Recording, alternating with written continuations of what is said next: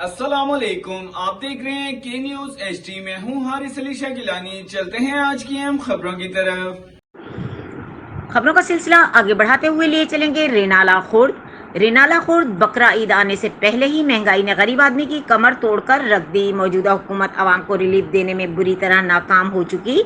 Doctor A Q Khan movement Pakistan کے مرکزی chairman پیر عابد حسین بودلہ نے کے نیوز سے گفتگو کرتے ہوئے کیا کہا، آئیں دیکھتے ہیں۔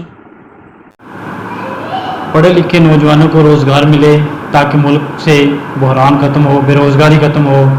گورنمنٹ تمام فضول پروجیکٹ کو ختم کرے، جیسے کہ بینزین کا سپورٹ، اگر انہی پیسوں سے کوئی انڈسٹری لگائی جائے تاکہ نوجوان پڑھے لکھے نوجوانوں کو روزگار مل سکے۔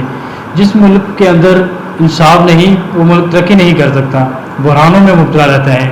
ہم نے کوشش کی تھی ڈاکٹر اے کیو خان کو لے کے آنے کی، الحمدللہ ان کے لیے سپریم کورٹ تک ہم نے کوشش کی، انٹرنیشنل کورٹ سے بھی ہم نے ججمنٹ کی ڈاکومنٹس منگوائے اور ان کے سپریم کورٹ میں پیش کیے، لیکن بدقسمتی سے ان کا وقت کم تھا، اس کو ہم یوٹیلائز نہیں کر سکے ان کے ٹیلنٹ کو۔ اب پاکستان میں بہت سا ٹیلنٹ ہے، مدنیات ہیں، ان کو ہم یوٹیلائز کریں تاکہ پاکستان ترقی کرے۔ حکومت کو پارٹی بازی نہیں بننا چاہیے، تمام سیاسی جماعتیں پاکستانی ہیں، ہم سب پاکستانی ہیں، لیکن ہمیں پاکستان کا سوچ کے چلنا چاہیے تاکہ پاکستان ترقی کرے۔ ہم پاکستان میں مختلف پارٹیز کو اپنا دشمن ملک کی طرح ٹریٹ کر رہے ہیں۔